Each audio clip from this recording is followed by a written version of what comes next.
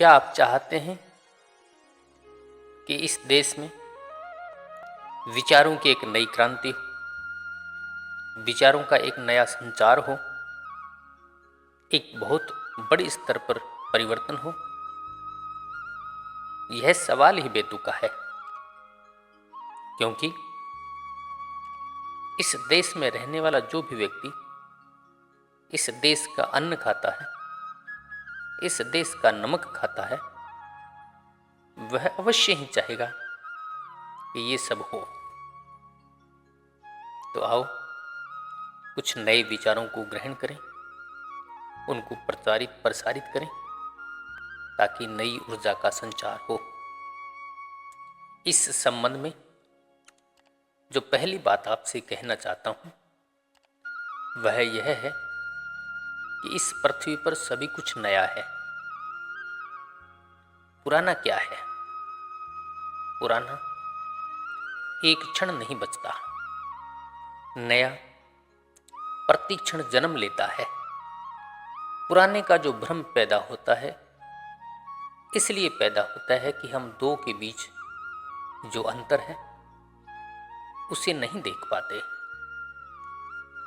कल सुबह भी सूरज उगा था, कल सुबह भी आकाश में बादल छाए थे, कल सुबह भी हवाएं चली थी, और आज भी सूरज उगा है और बादल छाए हैं और हवा चली है, और हम कहते हैं वही है, लेकिन जरा भी वही नहीं है। जैसे बादल कल सुबह बने थे, वैसे अब कभी भी इस पृथ्वी पर दोबारा नहीं बनेंगे। और जैसी हवाएं कल संध्या बही थी, वैसी हवाएं आज नहीं बह रही है। कल सांझ आप आए थे, सोचते हैं वहीं आज आप फिर आ गए हैं। न तो मैं वही हूँ, न तो आप वही हैं। 24 घंटे में गंगा का बहुत पानी बह चुका है। प्रतिपल सब कुछ नया है। पुराने को परम बर्दाश्त ही नहीं करता, एक क्षण बर्दाश्त नहीं करता।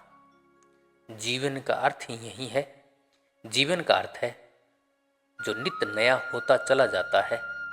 लेकिन मनुष्य ने एक ही कोशिश करने की जरूर हिम्मत की है कि पुराने को बचाने की चेष्टा में भी, उस दिशा में भी उसने काम किया है। परमात्मा तो पुराने को बचाता ही नहीं, लेकिन आदमी जरूर पुराने को बचाने की कोशिश करते हैं। और इसलिए आदमी का समाज जिंदा समाज नहीं है, एक मरा हुआ समाज है। और जो देश पुराने को बचाने की जितनी कोशिश करते हैं, वह उतना ही मरा हुआ देश होता है। हम बहुत गौरव करते हैं इस बात पर कि रोम न रहा, सीरिया न रहा, मिस्र न रहा, लेकिन हम हैं। लेकिन कोई गौर से देखेगा तो पाएगा कि वे इसलिए न रहे कि वे बदल गए, नए हो गए, और हम इसलिए हैं क्योंकि हम बदले नहीं, और पुराने रहने की हमने भरसक चेष्टा की है। अगर हम बदले भी हैं तो हम परमात्मा की जोर जबरदस्ती से, अपनी कोशिश तो यही रही है कि हम बदलने जाएं, वहीं बना रहे जो था। बैलगाड़ी अगर छूट रही है तो कोई हमारे कारण नहीं।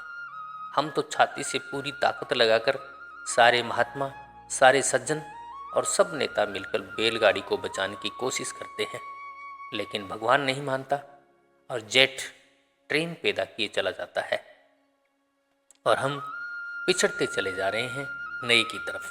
नए की तरफ जाना हमारी जैसे मजबूरी है।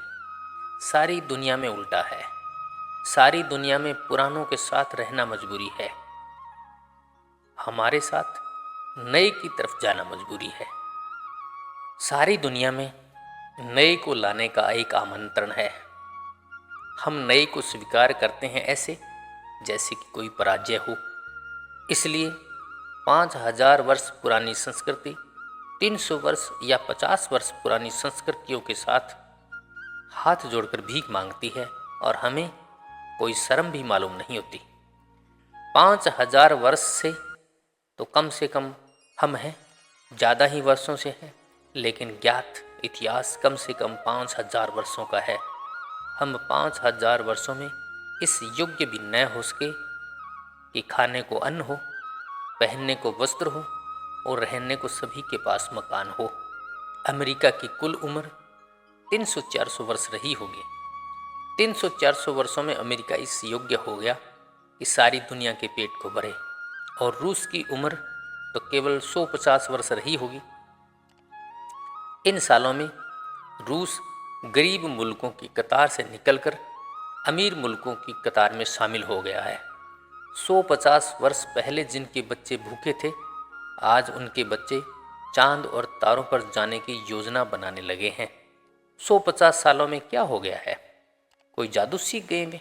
जादू नहीं सीख गए, उन्होंने एक राज सीख लिया है कि पुराने से चिपके रहने वाली कौम धीरे धीरे मरती है, धीरे धीरे सड़ती है और गलती है। नए का निमंत्रण, नए का आमंत्रण, नए को बुलावा, नए को चुनौती, और जितनी जल्दी हो सके नए को लाओ, पुराने को विदा करो। इस रहस्य को, इस राज को वे सीख गए हैं। इसका परिणाम यह हुआ है कि वे जीवंत है। एक छोटी सी कहानी आपने सुनी होगी। चूहों ने एक मीटिंग आयोजित की और विचार किया कि बिल्ली से कैसे बचा जाए।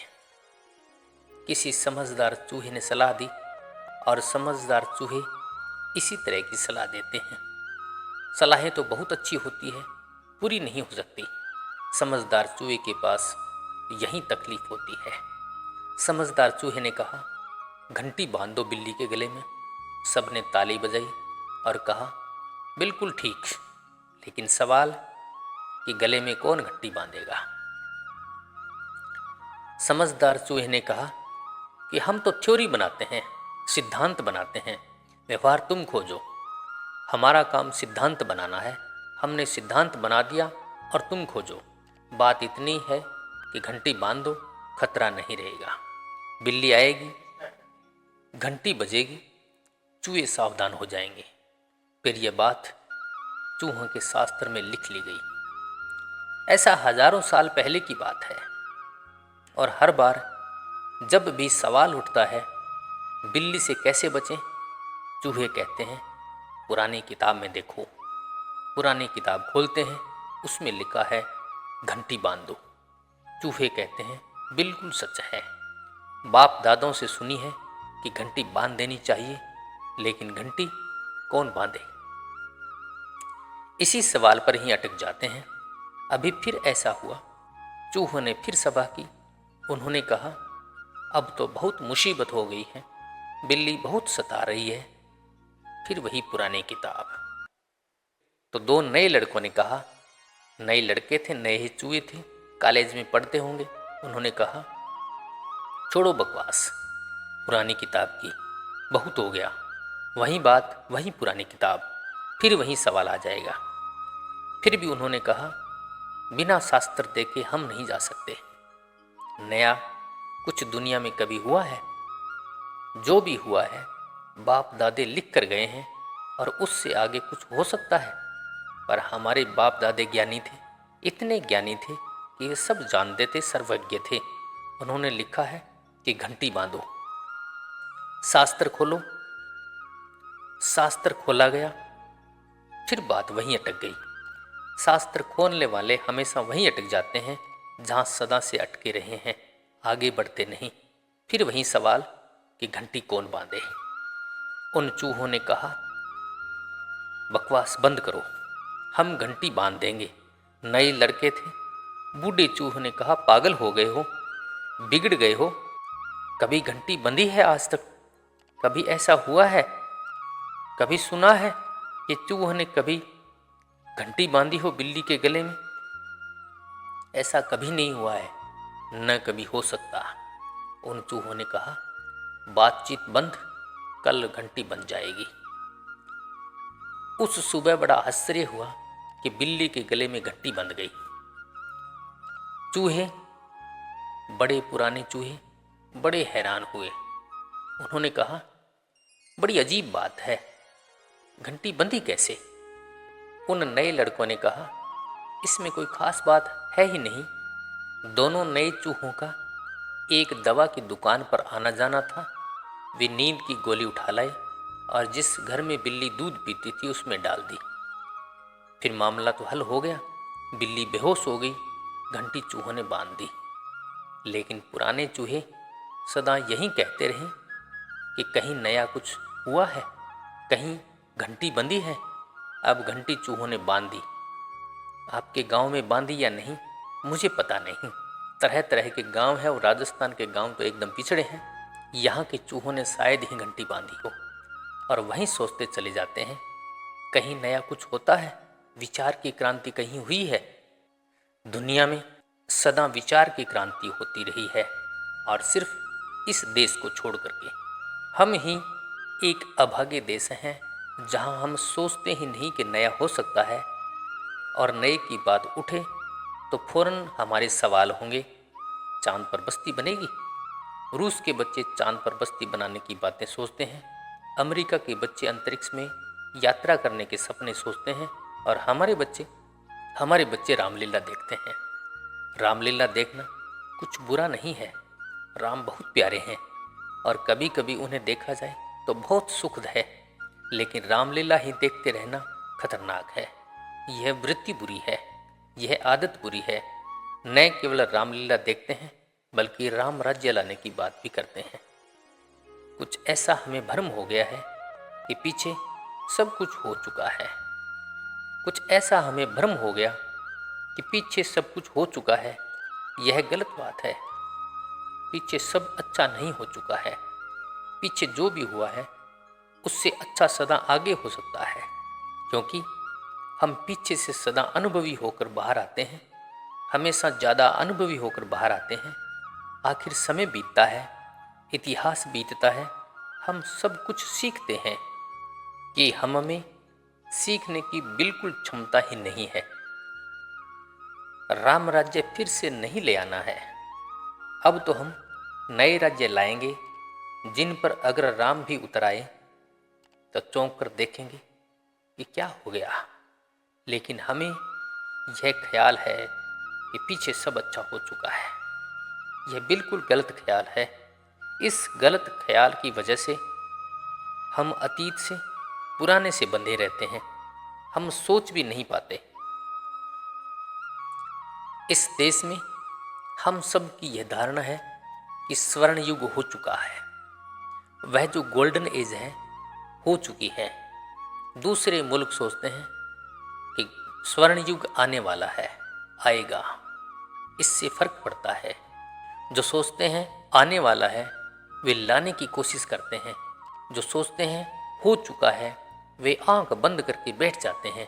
वे कहते हैं हो ही चुका है, वह आना नहीं है। अब तो रोज रोज पतन होना है।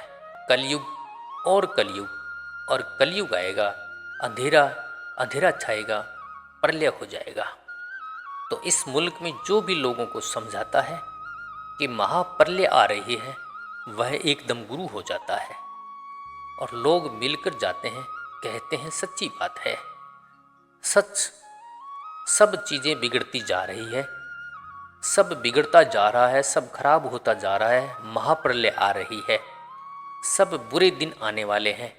और ये बुरे दिन इसलिए नहीं आ रहे हैं कि आने वाले हैं, यह इसलिए आ रहे हैं कि हम अच्छे दिन आने की क्षमता नहीं जुटा पाते। और ये इसलिए आ रहे हैं कि सारे मुल्क का चित्त काहिल, कमज़ोर और इतना डरा हुआ हो गया है कि वह कहता है कि जो है उसको ही पकड़े रहो, कहीं वह खो न जाए।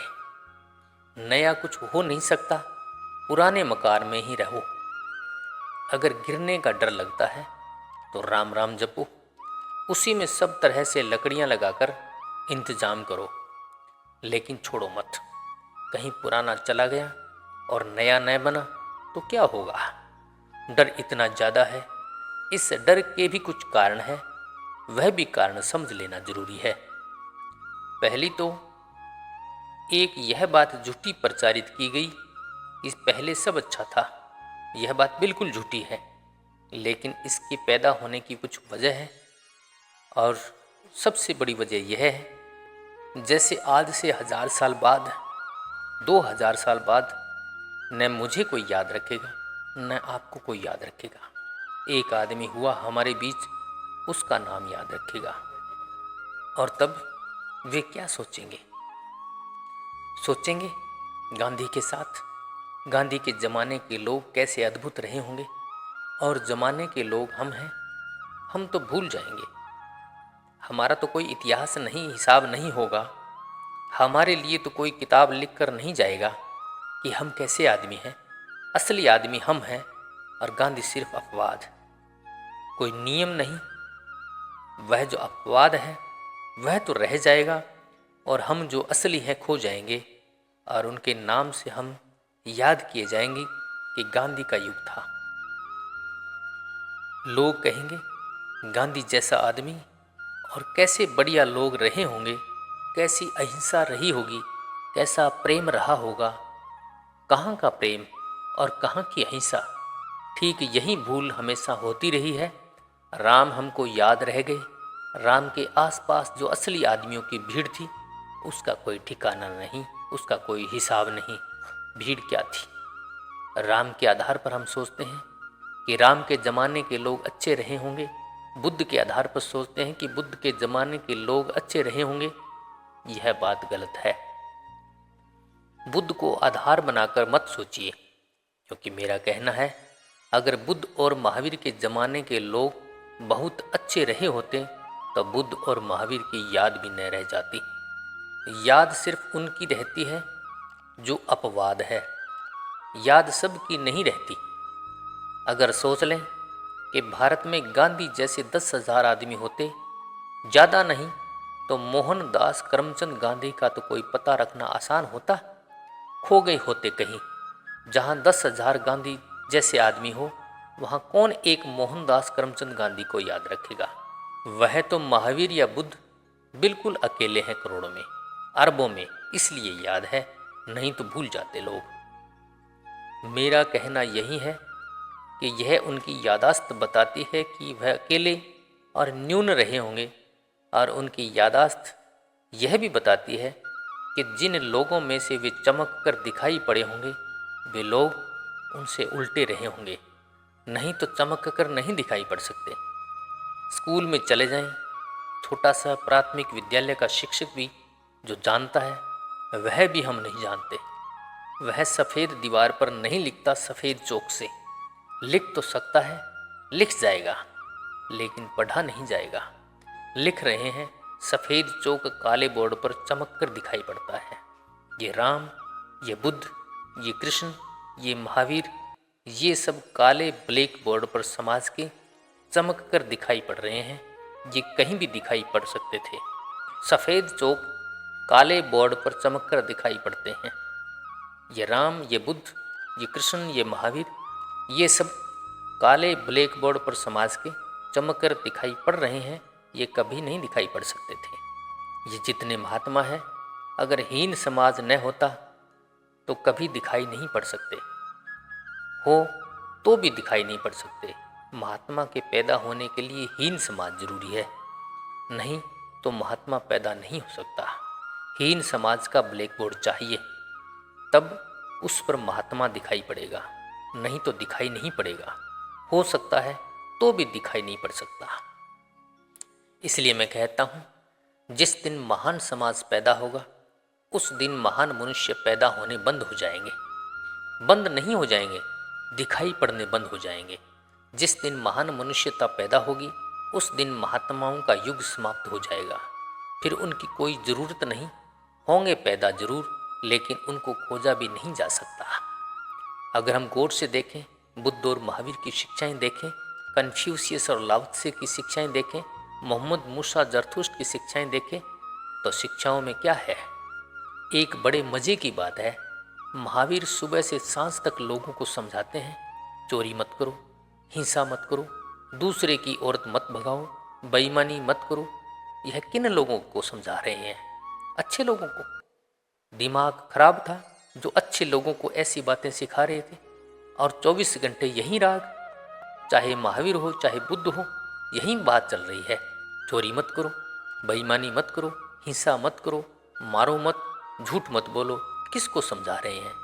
दो ही रास्ते हैं, या तो ऐसे आदमी रहे हों जिनको यह समझाना जरूरी है और एक दिन समझाना नहीं, दिन रात यही समझाना, और या फिर इनका दिमाग खराब रहा हो और ये फिक्र ही न करते हो कि किससे बात कर रहे हैं। मैंने सुना कि एक चर्च में एक फकीर को निमंत्रण दिया गया बोलने के लिए और कहा गया कि सत्य पर बोलो।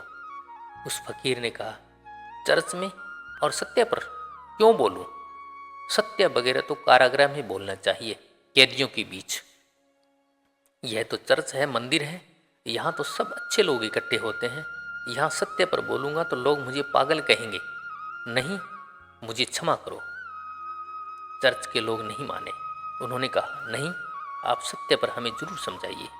उस फकीर ने कहा, अजीब बात है, फिर भी आप कहते हैं तो मैं एक प्रश्न पूछता हूँ, तुम सबने बाइबिल पढ़ी है? सब लोगों ने कहा, हमने बाइबिल पढ़ी है, हाथ उठा दिए। उसने कहा, तुमने बाइबिल में ल्यूक का 69वां अध्याय पढ़ा है? उन सब ने हाथ उठा दिए, सिर्फ एक आदमी को छोड़कर। उसने कहा, तब ठीक है, मुझे सत्य पर बोलना चाहिए और मैं तुम्हें बता दूं, ल्यूक का 69वां अध्याय जैसा अध्याय बाइबिल में है ही नहीं और आप सबने पढ़ा है। आप ठीक है, अब मैं समझ गया कि किस तरह के लोग यहाँ चर्च में इकट्ठे हैं।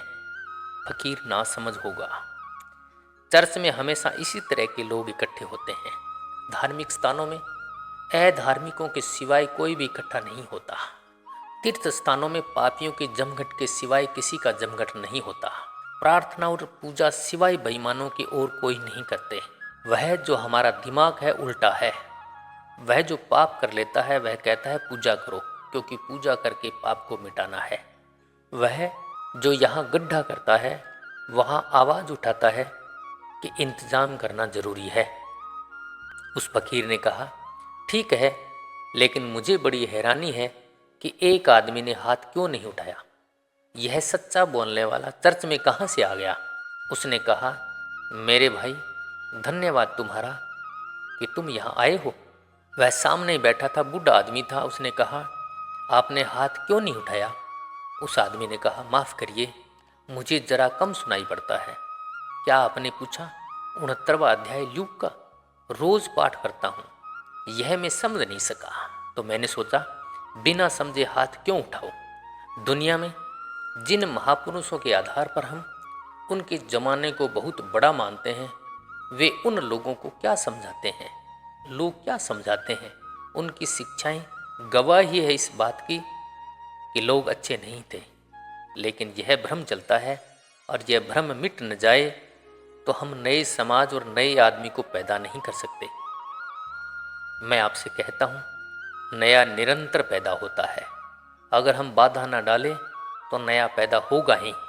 अगर हम बाधा डालते हैं, हम रुकावट डालते हैं, हम कोशिश करते हैं पुराने को बचाने की, और यह पुराने को बचाने की जो कोशिश है यह धीरे धीरे ऐसी रुग्ण सड़ी हुई व्यवस्था बना देती है कि उसके बगैर जीना भी मुश्किल हो जाता है, मरना भी मुश्किल हो जाता है। ऐसी हालत देश की हो गई है। नया ज्ञान चाहिए, नए जीवन के नियम चाहिए, फिर रोज नया चाहिए, क्योंकि कोई भी पुराना नियम थोड़े दिन के बाद खतरनाक हो जाता है। वैसे जैसे कि हम छोटे बच्चों को पायजामा पहनाते हैं, लेकिन लड़का तो बड़ा होता जाता है, फिर हम कहते हैं पायजामा वहीं पहनो। हम वे लोग हैं जो एक दफ़ा तय कर लिया तो तय कर लिया, अब उसकी जान निकलती है। या तो पायजामा बदले और नहीं तो वह बड़ा होता जाता है, पायजामा बड़ा होता नहीं। कोई नियम बड़ा नहीं होता, क्योंकि नियम तो जड़ है, वे कसे रह जाते हैं और वह पायजामा छोटा पड़ गया और आदमी बड़ा होता जा रहा है। अब वह कहता है बड़ी मुश्किल में डाल दी, यह पायजामा हमारी जान लिए ले रहा है। अब दो ही रास्ते हैं उसके पास, या तो वह नंगा खड़ा हो जाए और या फिर पायजामा बदले। पायजामा बदलते नहीं, पायजामा बदलने नहीं देते, तो फिर नंगा खड़े होने की कोशिश करता है। और भारत के समाज में इतना नंगापन, इतना ओछापन, इतना कायापन पैदा हुआ, सब उसका कारण है। पुराने सब नियम छोटे पड़ गए, नया नियम हम बनाते नहीं और पुराना नियम बदलना नहीं चाहते, तो फिर आदमी बिना नियम के खड़े होने की कोशिश करता है। वह कहता है कम से कम जिंदा तो रहने दो, हम जिंदा तो रहेंगे, आपका नियम अपने पास रखो।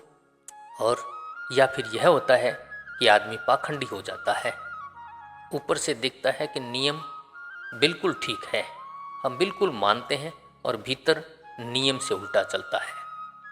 इस देश में हर आदमी दोहरा हो गया है। एक एक आदमी के भीतर दो दो आदमी है। एक वह आदमी जो बाहर दिखाने के काम के लिए तैयार रखा जाता है, जब जरूरत हुई उस आदमी को ओढ़ लिया, निकल पड़े। घर आए, आदमी निकाल कर एक तरफ रख दिया, नकली आदमी काम करने लग गया। असली आदमी काम करता है, नकली आदमी ओढ़ने के मतलब आता है। इस पूरे देश की व्यवस्था ने ऐसी हालात खराब कर दी है क्योंकि नियम ऐसे जड़ हो गए हैं कि वे हिलने नहीं देते, और हिलना तो पड़ेगा ही। तो मैं आपसे कहना चाहता हूँ कि नई चिंतन, नए समाज, नई क्रांति, इन सब दिशाओं में सोचने के लिए मन के द्वार खुले रखिए। ऐसा मत सोचिए कि यह सब पुराना है, इसलिए नए की कोई ज़रूरत नहीं है। कुछ भी पुराना नहीं है, रोज़ नए की ज़रूरत है।